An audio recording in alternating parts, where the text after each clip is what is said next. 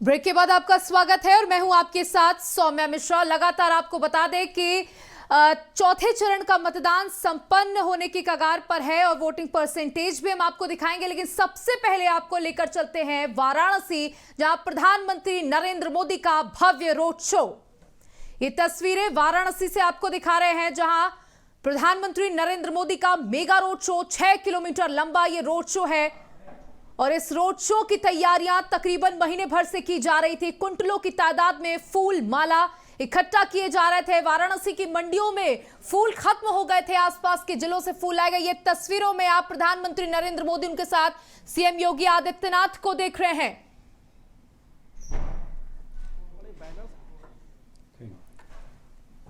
तो सुरक्षा के व्यापक इंतजाम, लेकिन वाराणसी की जनता सड़कों पर। और कल प्रधानमंत्री नरेंद्र मोदी अपना नामांकन भरेंगे वाराणसी से।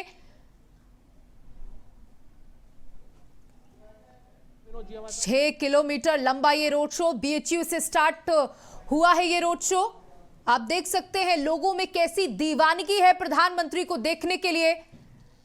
लोग अपनी छतों पर मौजूद हैं।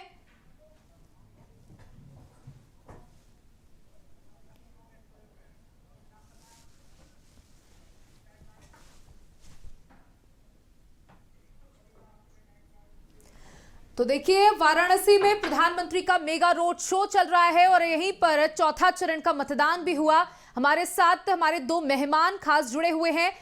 बीजेपी से विधायक महेश त्रिवेदी जी हैं, आपका बहुत बहुत स्वागत। साथ ही कांग्रेस की तरफ से हमारे साथ अतर नईम जी हैं, सर आपका भी बहुत बहुत स्वागत है। महेश जी, आपसे शुरू करना चाहूंगी। हम तस्वीरें दिखा रहे हैं मेगा रोड शो की, प्रधानमंत्री कल नामांकन भरने जा रहे हैं, जन हुजूम तो हम देख रहे हैं, लेकिन ये चौथा चरण कहां स्टैंड कर रहे हैं आप लोग? महेश त्रिवेदी जी, आइए। देखिए, मेगा रोड शो तो हम वाराणसी में देख रहे हैं, लेकिन ये जो 13 लोकसभा सीटें जो चौथे चरण में काफी मशक्कत करनी पड़ी आप लोगों को, क्या लगता है इस बार 13 में से चौथे चरण में कितना आप लोग अच्छा कर पाएंगे? ये जनता ने तय कर लिया है और जनता 100% मोदी जी के कर्मों को, उत्तर प्रदेश में योगी जी के कर्मों को, और जो भारतीय जनता पार्टी का विचारधारा है, चाहे किसी भी वर्ग का हो, किसी भी समाज का हो, किसी भी धर्म का हो, सबके साथ 101% पवित्रता हो रही है। जो हिंदू के साथ हो रही वही मुसलमान के साथ हो रही है। पाप जिसके मन में है वही मोदी और योगी के खिलाफ बात करता है। नईम जी भी हमारे साथ जुड़े हुए हैं। सर देखिए, आप लोग इस बार उत्तर प्रदेश की, अगर हम सिर्फ उत्तर प्रदेश की बात करें तो आप लोग इस बार गठबंधन में चुनाव लड़ रहे हैं। हालांकि कई राजनीतिक विश्लेषक कह रहे हैं कि आपकी नैया तो वैसे ही डूबी थी, लेकिन अखिलेश यादव ने आपका हाथ थाम लिया और अब ये उनके लिए मुश्किलें खड़ी कर देने वाली स्थिति पैदा हो गई है। आपने अमेठी से चुनाव नहीं लड़ रहे हैं, रायबरेली से चुनाव लड़ रहे हैं, इसको लेकर के काफी चर्चा है। क्या कहेंगे, इस बार आप उत्तर प्रदेश में कैसा प्रदर्शन कर पा रहे हैं? हम अमेठी से भी लड़ रहे हैं, रायबरेली से भी लड़ रहे हैं। राहुल गांधी अमेठी से चुनाव नहीं लड़ रहे हैं, इस वजह से लोग कह रहे हैं कि राहुल गांधी जी ने अपनी माताश्री की सीट को अपनाया, चूंकि एज फैक्टर के कारण उन्होंने वहां से नहीं लड़ना उचित समझा, तो अपनी माँ की सीट को रिप्लेस कर रहे हैं वो। बस इतनी सी बात है। और अमेठी में हमारे विश्वस्त और वहाँ के ज़मीनी कार्यकर्ता पंडित किशोरी लाल शर्मा जी लड़ रहे हैं। ठीक है। महेश त्रिवेदी जी, देखिए, बहुत आरोप लगते हैं कि आप लोग राम मंदिर के नाम पर वोट मांगते हैं। लोगों का कहना है कि राम मंदिर बन गया, अब उसे छोड़ दीजिए, लेकिन आप लोग हर मंचों से राम का जिक्र करते हैं, राम मंदिर का जिक्र करते हैं और उसी के आधार पर वोट मांगने का काम करते हैं, ध्रुवीकरण की राजनीति करते हैं। ये आपके ऊपर आरोप लगते आ रहे हैं। ऐसा है, राम हमारे आराध्य हैं, राम हमारे कण कण में वास करते हैं, राम ही मानव कल्याण करते हैं। और राम मर्यादा पुरुषोत्तम जो राम थे, उन्होंने धरती में जो उन्होंने जीवन दिया तो मानव कल्याण के लिए जीवन दिया। उनके राज में कभी कोई दुखी नहीं रहा। वहाँ तक कि अगर कमज़ोर से कमज़ोर व्यक्ति ने अगर कोई बात कह दी तो उन्होंने सीता मैया का भी उस कारण से त्याग करने का काम किया, अग्नि परीक्षा से गुजारने का काम किया। तो राम तो हमारे आराध्य हैं, उनको तो कड़कड़ में उनका वास है, हर सांस में वास है। तो राम को तो आगे रख के ही हम लोग जीवन को चला ही रहे हैं और सनातन धर्म को मानने वाला 100% चलाएगा। तो इसमें कोई पाप का विषय तो नजर आता नहीं है। ये बताइए, कानपुर में जो प्रत्याशी बीजेपी की तरफ से उतारा गया उसको अंदर खाने से ही पहले सपोर्ट नहीं मिला, आपके बड़े नेताओं ने पत्र लिखकर इसका विरोध किया, उसके बाद प्रधानमंत्री नरेंद्र मोदी ने चौथे चरण में सबसे पहले कानपुर को चुना। तो देखिए, जो एक कानपुर में अगर हम बात करें जो बीजेपी का गढ़ माना जाता था, इस बार थोड़ी सी मुश्किलें हुई, इसीलिए बार बैक टू बैक रैलियां भी आप लोगों को करनी पड़ी। क्या लगता है जो गठबंधन प्रत्याशी वो कड़ी टक्कर देंगे आप लोगों को? ऐसा है, भारतीय जनता पार्टी एक सबसे बड़ी पार्टी उभर के आई है और जन जन के कल्याण के लिए आई, कहीं कोई मतभेद का काम नहीं कर रही है। तो भारतीय जनता पार्टी को लोग देख रहे हैं, कमल को देख रहे हैं, मोदी की गारंटी को देख रहे हैं, उत्तर प्रदेश में योगी जी को देख रहे हैं। तो प्रत्याशी तो कोई भी हो सकता है, ये कोई महत्व नहीं है। हम कमल को पसंद कर रहे हैं, इसलिए कमल को हम पसंद करके कमल को जिताने का काम करते। इस नाते लोग जो है भारतीय जनता पार्टी के पक्ष में काम कर रहे हैं। भारतीय जनता पार्टी 101% जीत रही है। अतर नईम जी, देखिए अभी राहुल गांधी की हाल ही में यहाँ पर एक जनसभा हुई, उन्होंने कहा कि मैं गारंटी लेता हूं कि मोदी इस बार प्रधानमंत्री नहीं बनेगा। हालांकि उनकी जो शब्दावली रही उसकी भी काफी चर्चा रही। तो क्या लग रहा है कि इस बार जो लहर 2014-2019 में मोदी की देखी गई, इस बार भी वो लहर बरकरार है या परिवर्तन होगा? देखिए, लोकतंत्र भारतीय जनमानस के मन में, भारतीय जनमानस की उंगली में, हाथों में है। हमें 1977 में हराया गया, उससे पहले 69 में भी हराया गया। उस समय हम लोगों का नौजवानी या बालकाल का रहा, 77 वाला याद है। उसके बाद 1989 का दौर वीपी सिंह का आया, जिसमें भाजपा का समर्थन भी था, उसमें भी हराया गया। उसके बाद फिर हम 80 में और 84 में तो हम इतना अभूतपूर्व बहुमत लेकर के आए, 415 और एक नॉमिनेशन 416, जो कि रिकॉर्ड है, कहीं किसी को अभी तक नहीं मिला। सांसद हमारे थे। उसके बाद हम हारे भी, भारतीय जनता पार्टी के 2 सांसद रहे। हम न कभी लोकतंत्र में विरोध पक्ष को निंदा की नीयत से या उनको तिरस्कृत करके या उनको अपमानित करके या उनको ये कह के कि इनके मुक्त हो गया, ये सब जनता महसूस करती है। जनता ने 2 टर्म इनको दिया, मैं उस पर नहीं जाना चाहता कैसे और क्यों दिया, लेकिन 2 टर्म यानी 5-5, 10 साल दिए। अब उनको ये लग गया है कि हमारे पेट पर प्रहार है, हमारी रोजी रोटी पर, हमें महंगाई से, हमें बेरोजगारी से, आदि से, इनकी बातों से, इनके मन की बात जो मनगढ़ंत होती है, झूठ होती है, जैसे जो बातें आजकल ये कह रहे हैं, वो क्या कहेंगे उसको आप? कोई लोकतांत्रिक और चुनावी बातचीत है, जाने क्या क्या कह जा रहे हैं। तो लोगों ने मन बना लिया और इनको हरा रहे हैं। आज का चुनाव जहां कानपुर और आसपास की सीटों का है, अभी ये चंद मिनट का बचा है, इसमें मैं कोई प्रचार और उसकी बात क्या करूं? समाप्त हो गया, वोटिंग का मन हो गया, लोग पहुंच गए पोलिंग स्टेशन पे। जो 10-20-50% बढ़ना होगा बढ़ेगा, लेकिन जो आगे के चुनाव हैं वो और इनको भारी पड़ते जा रहे हैं और निश्चित रूप से ये सत्ता में दोबारा नहीं आ रहे हैं। ये तय मान के चलिए, देश भर का जनमानस ये कह रहा है। उस आकलन पर राहुल गांधी जी ने कहा और हम सब मान रहे हैं। मैं भारत माँ के आंचल में बहुत घूमता हूँ, देश के कोने कोने में जाता हूँ। मैंने पूरा माना हुआ है कि दक्षिण भारत से लेके उत्तर भारत, नॉर्थ ईस्ट, मध्य भारत और जहाँ हम लोग बैठे हैं अवध क्षेत्र में, इनसे लोगों की नाराज़गी है, अंडर करंट है। और ये यहाँ तो बाहरी प्रत्याशी आदि जो रहा उसमें पचड़े में दिन बीत गए, लेकिन हार रहे हैं सीधे नरेंद्र मोदी से नाराज़गी। महेश जी, देखिए, उन्होंने कहा कि सीधे नरेंद्र मोदी से नाराजगी है और आप कहते हैं कि प्रत्याशियों को ना देखें, कमल को देखें और योगी और मोदी को देखें। तो जब योगी और मोदी से ही नाराजगी है तो असर तो प्रत्याशी के परफॉर्मेंस पर पड़ेगा ही। क्या मैंने एक व्यक्ति को कहा, ऐसा है, जो पार्टी जो चुनाव लोकसभा का हो रहा है, जब जो व्यक्ति पार्टी में रहता है वो अपनी पार्टी की वकालत करता है, उसकी मजबूरी होता है। उनका कहना भी है कि मैं कांग्रेस में जन्म लिया, कांग्रेस में ही हमारी मृत्यु होगी, इसके पहले ही बात कर रहे थे। तो वो उनका अपना विचार है। ये जनता की अदालत है, प्रजातंत्र है 100% देश में। और जब प्रजातंत्र है तो जनता तय करती है। और रहा खराब मानसिकता का, तो ईश्वर भी अगर सब कुछ देने का प्रयास करता, सब कुछ पवित्रता करता, फिर भी लोग ईश्वर को नहीं पसंद करते हैं। तो ये जनता जनार्दन है, जनता को पसंद करती है और जनता स्वीकार भी कर रही है। और जनता 100% मोदी जी को नेता मान रही है। मोदी जी के अलावा कोई विकल्प नहीं है देश में। रहा राहुल गांधी का विषय, तो राहुल गांधी तो अभी भी कानपुर नगर में आए तो कह रहे थे इस बार प्रधानमंत्री मैं नरेंद्र मोदी को नहीं बनने दूंगा, जैसे उनके वोट से ही बनना होता है। मतलब बचपने की बात करते हैं हम। ये राहुल गांधी, मैं सुना हूँ खुद, मैं राहुल गांधी से एक बात कहना चाहता हूँ कि राहुल जी, आप 101% आपके पिता ने, दादी ने संघर्ष किया होगा, थोड़ा दादी ने ज़्यादा किया होगा, जवाहरलाल नेहरू ने किया होगा, आपको संघर्ष तो किया नहीं है, आपको सब बनी हुई व्यवस्था मिल गया है। इसलिए आपको कैसे कर्म करना है ये आपको ज्ञान अर्जित करने की ज़रूरत है। बहुत लंबा समय हो गया, अब आपकी उम्र भी बहुत लंबी होती जा रही है, इसलिए अब कुछ साल बचा है। अगर सुधार की व्यवस्था में चल के कुछ जनता के दिलों में राज करना चाहते तो अपने कर्मों को व्यवस्थित करिए।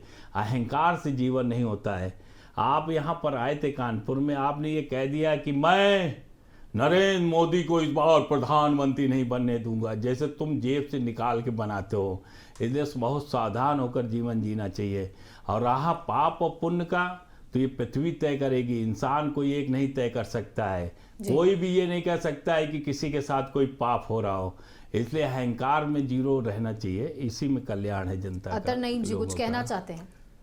थोड़ा मैं विधायक जी की बात से खंडन करते हुए संशोधन करना चाहता हूं। उन्होंने ये नहीं कहा, रिकॉर्ड है सब, कि मैं नहीं बनने दूंगा। वो कौन है? उन्होंने ये कहा कि ये नहीं बन रहे हैं, ये रिपोर्ट के आधार पर, आकलन के आधार पर, जो राजनीतिक आकलन मिलता है धरती से, उस पर कहा, और ये सच है। ये मैं नईम जी नाम है इनका, ये विधायक जी कह रहे हैं तो मैं नईम जी कह रहा हूँ। और मुझ अच्छा, मैं महेश त्रिवेदी जी आदर पूर्वक ना कह के स्टाइल में है, और वो कहते मैं कांग्रेस में रह रहा हूँ, और उम्र में भी हमको लगता है हमसे बड़े होंगे। 101% अगर आप निकाल लीजिएगा उनका भाषण, मैंने फेसबुक में उनको सुना है, उनको अच्छे से सुना है। कहा है जो मैं उन्होंने ये कहा है मैं प्रधानमंत्री नहीं बनने दूंगा। वो प्रधानमंत्री नहीं होंगे, नहीं बनेंगे, लिख लो ये नहीं बनने दूंगा, नहीं बनने नहीं। बिल्कुल, राहुल गांधी ने ये कहा कि ये मैं गारंटी देता हूं कि इस बार नरेंद्र मोदी प्रधानमंत्री नहीं बनेगा। ये शब्द थे राहुल गांधी के। बनना मतलब तुम पब्लिक बनाएगी ना। बिल्कुल, या पब्लिक नहीं बनाएगी। अतर नईम जी, देखिए उत्तर प्रदेश की आज 13 लोकसभा सीटों पर मतदान हुआ है, संपन्न हो चुका है। अगर उन्नाव सीट की हम बात करें तो इस बार कांटे की टक्कर है। क्या लगता है कि आप उस कांटे की टक्कर में आगे निकल जाएंगे, या योगी आदित्यनाथ की एक हफ्ते में बैक टू बैक रैलियों ने एक परिवर्तन ला दिया है? देखिए, परिवर्तन तो कोई बहुत नहीं आया है, प्रचार जरूर दिखा है। अनु टंडन उन्नाव की जीत रही हैं, पूरी जानकारी है।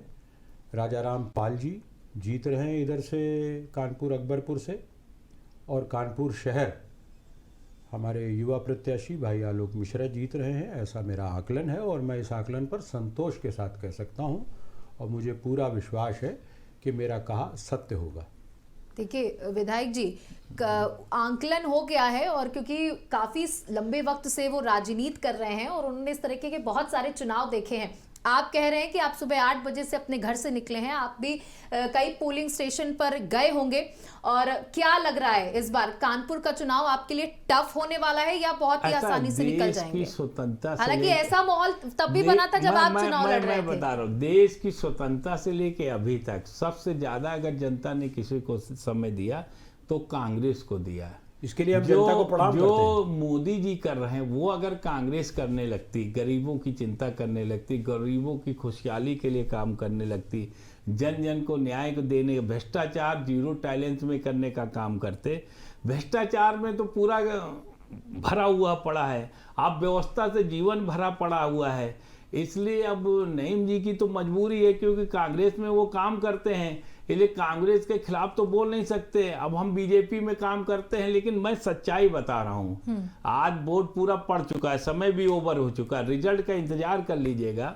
इसलिए हम लोगों को शहर में रहना है, बहुत ज़्यादा मैथ लगाने की आवश्यकता नहीं है, बहुत निगेटिव बात भी नहीं करना है, क्योंकि आदमी को ये नहीं लगना चाहिए कि अब हम सत्ता में हैं या एमएलए हैं या हम लोकल में यहाँ बैठे हुए हैं और किसी को हम हल्की बात बोले और दिलों में कष्ट पहुँचे। इसलिए ऐसा कोई आवश्यकता नहीं है। ये तो जनता तय करती है कौन बहादुर है, अपने मुंह से कोई बहादुर नहीं हो सकता है। अतर नईम जी क्या कहना चाहते हैं? मैं अभी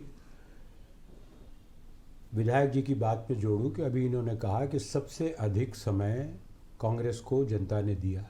जनता को प्रणाम करता हूँ इस बात के लिए। क्यों दिया? जब जनता को बारंबार देखा, मैंने कहा ना, पहले ही कहा था इंटेरो में ही कि बार बार जनता ने हमें हराया फिर वापस बुलाया। तो जनता जनार्दन जब चाहती है, जिसे चाहती है, उसे सम्मान भी देती है और उसे विरोध में भी बिठाती है। रही बात इन्होंने कहा पाप की, भ्रष्टाचार की, आदि आदि, 10 वर्ष तक ढूंढते रहे श्रीमती सोनिया गांधी जी के लिए, राहुल गांधी जी के लिए, प्रियंका जी के लिए। उनको जेल भेज देना चाहिए था तथ्यों के साथ। लेकिन जब कुछ भी नहीं मिला, जब कोई कहीं खंगाले और मैनिपुलेट करते हुए रिकॉर्ड से भी नहीं बना पाए, आरोप लगाते रहे, 10 बरस बहुत होता है। अब क्या, अब तो चुनाव हो गया, आधे से अधिक का चुनाव हो गया है, चुनाव हार रहे हैं। मैं इसमें बोलना चाहूँगा, ऐसा है ना, हम बार बार आपने यहाँ बुला लिया, क्यों बिला वजह अपना मूड डिस्टर्ब होता है। कारण ये है कि व्यक्ति जब विचारधारा में काम कर रहा है, वो विचारधारा की बात करेगा। हमारा कहने का मतलब है सच्चाई क्या है, ये जनता देखना चाहती है। केवल आप नेता हो गए या लंबे समय से आप जनता के बीच में काम कर रहे हैं, आपके कर्मों में कोई पारदर्शिता नहीं है, आपके कर्मों में कोई प्रकाश नहीं है, आपने कभी जीवन को व्यवस्थित ढंग से जीने, गरीब को गरीब रखा, व्यवस्था को बांटने का काम किया, जो हमारे सांस्कृतिक जीवन जीने वाले लोग थे, जो राष्ट्र के हित में काम करने वाले थे, उनको सबको डिस्टर्ब करने का काम किया। इसलिए जनता जब सर्वोपर है, तो जब आप ये स्वीकार करते हैं कि जनता सर्वोपर है, तो जनता के रिजल्ट का इंतजार करिए ना, फिर डिबेट में बैठिएगा। बिल्कुल, हम तो प्रतीक्षा करते हैं। लेकिन अभी आपने कहा कि गरीब को, 15 करोड़ लोगों को मनमोहन सिंह जी की सरकार ने गरीबी रेखा से ऊपर उठाया, और तब हम 80 करोड़ का डंका नहीं पीसते थे कि खाना दे रहे हैं, राशन फ्री दे रहे हैं। दोनों बात कंट्राडिक्ट है। कितनी कंफ्यूज बात करते हैं, कितनी कंफ्यूज सरकार है। 80 करोड़ को आप कहते हैं कि हम राशन दे रहे हैं फ्री, और कहते हैं 25 करोड़ लोगों को। अरे भाई, इनको आंकड़े सही नहीं रहते हैं। ऐसा है ना, आप अब वो ठीक है। और जहां तक आदरणीय आपने कहा कि ये चुनाव में समय बर्बाद होने की, इनको ये कंफ्यूज दिख रहा है। दोनों बातें कंट्राडिक्ट नहीं है क्या? थोड़ा सा वेट करने की आवश्यकता है। हम वेट कर रहे हैं, कंफ्यूज नहीं है। कश्मीर में भी हम लोग कंफ्यूज हुआ करते थे, जहां पर आतंकवाद को इतना ज्यादा बढ़ावा देने का काम किया जाता था, जहां पर ये माना जाता था कि हमारा पूरा पर्सनल हो गया है। बात कर ले, घंटा 2 घंटा मैं तैयार हूं। विषय ये है, पूरा 1989-90 से लेके पूरी बात करने को तैयार हूं। विषय एक हो, विषय ये है, विषयांतर ना। विषय ये है कि हमारा कर्म क्या है। अगर आपने को जनता ने इतना लंबे समय तक स्वीकारा, आज जनता क्यों नहीं स्वीकार कर रही? आपके पास एक विशेष समुदाय का वोट के अलावा क्या रह गया है? एक भी वोट कोई रह गया हो तो बताइए। और राजीव गांधी जी ने विरोध किया था। करने का कोई अर्थ थोड़ा नहीं है जिस ढंग से आप अगर कश्मीर पे वार्ता करनी है तो पूरे समय उस पर रखवा लीजिए आतंकवाद। हम कह रहे किसी भी समय, किसी भी वक्त, किसी भी पॉइंट में आप वार्ता कर सकते हैं। प्रधानमंत्री मोदी ने कहा है कि राहुल गांधी कुछ सवालों का जवाब दे दें कि वो 370 को सही मानते हैं या नहीं मानते हैं। जवाब वो दें, विपक्ष का जवाब दे। वाह, वो कहते हैं लिखित दे दें। क्या इसका मतलब वो मान रहे हैं कि वो सत्ता में आ रहे हैं? अतर नहीं जी, राहुल गांधी अब सार्वजनिक मंचों से मीडिया को जो है वो गोदी मीडिया बताने लगे हैं। आप हमारी सुनिए, ये कितने चैनल कहां किस प्रदेशों में जाता है, मैं इतना यूपी उत्तराखंड, यूपी उत्तराखंड के लोग तो देख रहे होंगे। मैं यूपी उत्तराखंड के लोगों से कहूंगा कि जो इस्लाम को मानने वाले लोग हैं, ऐसा क्या कारण रहा, क्यों इतना दूरियां हुई? जब देश की स्वतंत्रता का आंदोलन हुआ था तो हिंदू मुस्लिम दोनों ने आहुतियां दी थी देश के लिए, और उसके बाद आपने पाकिस्तान ले लिया। अब हिंदुस्तान भी आप चाहते हैं कि मैं ले लूं, तो कहां लोग जाएगा? समुद्र में जाएगा, किधर जाएगा? ना कोई ले सकता विषय है। इसका नहीं है, विषय इसका है कि भय बढ़ाने की क्या आवश्यकता है। आप इस्लाम को मान रहे हैं तो आप भय बढ़ाएंगे, लोगों को डराने का, धमकाने का काम करेंगे। अभी तक मैंने ये देखा, डबल इंजन की सरकार नहीं ये मोदी जी के बयान में है। मैंने ये देखा कि अगर 4 कहीं टोपी लगाकर लोग खड़े हो गए हैं और 10 अगर हिंदू जा रहा तो 4 टोपी वालों से 10 हिंदू भयभीत हो जाता था। बिल्कुल, ये धरती का पाप है। इस पाप को हम लोग खत्म कर रहे हैं, खत्म करके मानेंगे। महेश त्रिवेदी सनातन जी, धर्म को देखिए, मानने हम वाले आज लोग। मतदान पे चर्चा कर रहे हैं। मुझे लगता है कि विषय से ना भटकते हुए मतदान पर ही बातचीत करें। मैंने कानपुर पहले के निवेदन किया था कि विषय हो जो जी उस पे बात हो, मतदान लेकिन प्रतिशत की अगर हम बात करें तो करना चाहते हैं कानपुर तो में सब पे करें। 50.8% तक तैयार हैं। मतदान हुआ है। लगातार प्रयास ये किए जा रहे थे। किस बात का हुआ है, तो हम तो तैयार ही हैं सब। 51 लगभग हो गया है जी, 51 अब 6 समय बीत चुका है। जो बूथ पे आ गए हैं लोग। जी, हाँ, 6 मतदान बिल्कुल खत्म हो चुका है और जो आंकड़े अभी 5 बजे तक के हैं वो आपको बता रहे जो हैं। कैंपस देखिए, में होंगे। अब जो 50-60% तक तो ये अनुमान लगाया गया था कि कानपुर में मतदान होगा, लेकिन उससे नीचे रहा मतदान। इसका फायदा या नुकसान एक आंकलन किया जाता है कि अगर मतदान कम हो रहा है तो उसका नुकसान सिटिंग पार्टी को होता है। तो क्या महेश त्रिवेदी जी, जो ये कम वोटिंग पड़ रही है, इसका नुकसान आप लोग उठाएंगे क्या?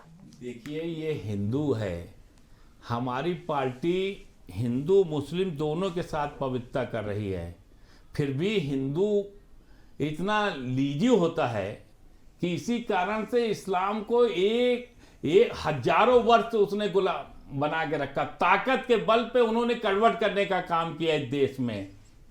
हिंदू जागा हुआ है, सनातन धर्म के लोग जागे हुए हैं, व्यवस्था के पक्ष में है। 101% मोदी जी पुनः तीसरी बार लेकिन आप कह रहे हैं प्रधानमंत्री हिंदू बनने जा जागा रहे हुआ हैं। है, लेकिन अगर हम मुस्लिम क्षेत्रों में देखें, या जो आंकड़े निकल कर आए हैं, बड़ी जागरूकता के साथ मुस्लिम मतदाताओं ने अपने घरों से निकलकर अपने मताधिकार का प्रयोग किया है। वहीं अगर हिंदू बहुल्य क्षेत्रों की बात करें तो वहां मतदान प्रतिशत काफी कम देखिए, रहा। ऐसा है, जो मुस्लिम क्षेत्र की आप बात कर रहे हैं, उनका केवल एक ही टारगेट है, मोदी हटाओ, मोदी हटाओ, मोदी हटाओ, मोदी को भगाओ, भाजपा को भगाओ। तो ये इसी का तो वो इंतजार कर रहे हैं कि संख्या बल के आधार पे हम इस देश पे काबिज हो जाए। अतर नईम जी, 80 का लक्ष्य बीजेपी ने उत्तर प्रदेश में दिया है कि वो 80 लोकसभा सीटों को लाने का काम करेगी। 3 चरण बीत चुके हैं, ये चौथा चरण भी समाप्त हो गया है। अब ये 4 चरणों का आंकलन लगाकर आप लोग क्या समझते हैं, बीजेपी कहां स्टैंड कर रही है और आप लोग कहां स्टैंड कर रहे हैं? देखिए, पार्टी पक्ष में ना जाते हुए बहुत सही जवाब दीजिएगा।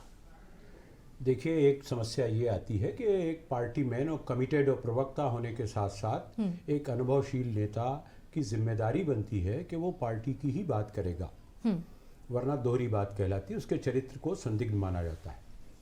आप सच की बात कीजिए। जो आकलन मिल रहा है, ये सत्ता में नहीं आ रहे हैं। 400 पार ये कह रहे थे, अब नहीं कहते, अब इनको लग गया है कि ये नहीं होने वाला। उसी तरह से 80 है, 80 के भी आधे से ये नीचे आ रहे हैं। इनके विरोध में हवा बह रही है। कारण क्या है कि जनता का विश्वास घटा है। हम इस और डिबेट जैसा में अभी बैठा आप कह रही लिया थी, आपने, मैं इनसे ये कहना आपकी चाहूंगा किसी बात कि पे- अगर इतना तुम्हारा किसी- हाथ-बाल मजबूर है तो एक स्टाम्प लगा के लिख दो कि अभी- सत्ता में नहीं आ रहे। अभी- और सत्ता अभी- आपकी अभी- बात सही हो गई तो आप क्या निर्णय करेंगे, और अभी- इधर की बात सही होगी तो क्या अभी निर्णय करेंगे? जो एंकर जी ये ने कहा विषय की बात, ये जी, केवल एक ये जैसे समय- नौकरी समय- करते हैं ना लोग अपने फर्म में, हाँ। वो भाषा है। अच्छा सुन लीजिए, अब ये मुझे जनता की भाषा नहीं है, जनता हम क्या जनता चाहती की है नौकरी ये करते महत्वपूर्ण हैं। है। अब हमारी भी बात महेश सुन जी, लीजिए 2 विधायक मिनट जी। उनको अपनी बात कंप्लीट आप कर हाउस लीजिए, में फिर 2-3 आप बार रह चुके हैं, एक डेकोरम होता है, उसी तरह से डिबेट करिए। सुन मैं लीजिए। 4 बार चौथी हाँ, बार इसीलिए कह रहा हूँ, सुन लीजिए। जब आप बसपा में थे, वो भी कार्यकाल मुझे याद है, अनुभव है। मैं ये कह रहा था कि आप भी कह रहे थे कि लिख के दे दें। मेरे लिख देने से कोई अंतर नहीं, और कोर्ट में नहीं है, कोर्ट में मान्यता होती है। मैं एडवोकेट भी अरे हूं, तो ये वहाँ फर्जी बात लिख यहाँ करके- बोल के जनता को गुमराह अरे करने का, फर्जी- अब तो बोर्ड भी हो फर्जी- चुका, कुछ प्रदेश कुछ फर्जी और जगह ना रह फर्जी गया है। तो जिस दिन इन रिजल्ट सब आएगा, बातों का क्या अर्थ है? रिजल्ट आएगा, अरे- एक दूसरे को हम नकारे, इससे कुछ नहीं होगा, वो सामने आ जाएगा। नंबर 2, जो एंकर महोदया ने पूछा कि आज ये 80 सीटें पा रहे हैं, 300 से 400 सीटें पा रहे हैं, नहीं पा रहे हैं। इनके विरोध में हवा बह रही है, और जो गठबंधन बना है इंडिया के नाम का, वो जीत रहा है। नेक टू नेक फाइट है। आगे आने वाले चरणों में इनकी दशा और बुरी होगी। देखिए, अगर आप नेक टू नेक फाइट की बात कर रहे हैं तो अभी ये हमको लगता है जैसे भविष्य वक्ता हो गए हों, ऐसा लगता है। तो ये 400 मतलब पार इतना क्या कड़वा, भविष्यवक्ता नहीं है? इतना गंदा बोलते हैं, इतना कड़वा बोल अब अगर रहे ये हैं, गंदा और लग रहा इतना है रिजल्ट आकलन- देने का काम कर रहे हैं, ये पाप की बात है। आकलन क्या आप कहेंगे आप? ईमानदारी की बात नहीं करना चाहते हैं। अच्छा, हम आपके कह रहे हैं पक्ष की किसी बात करें, वो ईमानदारी मानेंगे। नहीं नहीं, हमारे पक्ष विपक्ष की कोई बात नहीं,